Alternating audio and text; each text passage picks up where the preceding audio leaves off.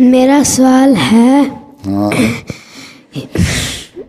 کیا میرا ہے؟ سوال ہے کہ حضرت محمد صلی اللہ علیہ وسلم کے چاروں خلفاء کے نام کے ساتھ رضی اللہ تعالیٰ عنہ آتا ہے، جی اور حضرت مسیح موعود کے پہلے دو خلفاء کے نام کے ساتھ بھی رضی اللہ تعالیٰ عنہ آتا ہے، اور تیسرے اور چوتھے کے نام کے ساتھ ویسے تو اگر رضی اللہ تعالیٰ عنہ کا مطلب ہے کہ اللہ تعالیٰ ان سے راضی ہو ہیں، اور اللہ تعالیٰ نے قرآن شریف میں بھی کہا ان سے راضی ہوا صحابہ سے، ہر صحابی کے ساتھ آتا ہے۔ جو صحابہ ہوتے ہیں نبی کے ماننے والے، اس کو دیکھنے والے، اس کے ہاتھ پہ بیعت کرنے والے، ان کے سامنے ایک طریق چلا گیا کہ رضی اللہ تعالیٰ عنہ لکھا جاتا ہے۔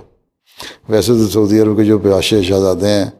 وہ بھی مرتے ہیں تو اپنے سامنے رضی اللہ تعالیٰ عنہ لگا لیتے ہیں۔ تو خلفاء، باقی جو دو خلفاء ہیں وہ صحابی نہیں تھے نا، انہوں نے حضرت مسیح علیہ السلام کو نہیں دیکھا ہوا، ٹھیک، اس لیے ان کے لیے اللہ تعالیٰ ان پر رحم کرے یا ان کے اس طرح کا استعمال ہوتا ہے لفظ، ہاں۔ تو ویسے اگر رضی اللہ تعالیٰ عنہ بھی کہہ دیا جائے، اگر کسی کا دل چاہتا ہے کہنے کو تو کوئی حرج نہیں، لیکن ٹرم چلی ہوئی ہے یہ اس لیے کہتے ہیں اصولی طور پہ، کیونکہ صحابہ کے لیے اللہ تعالیٰ نے قرآن شریف میں بھی صحابہ کے لیے رضوان اللہ علیہم کا لکھا ہوا ذکر رضی اللہ عنہم، اللہ ان سے راضی ہوا،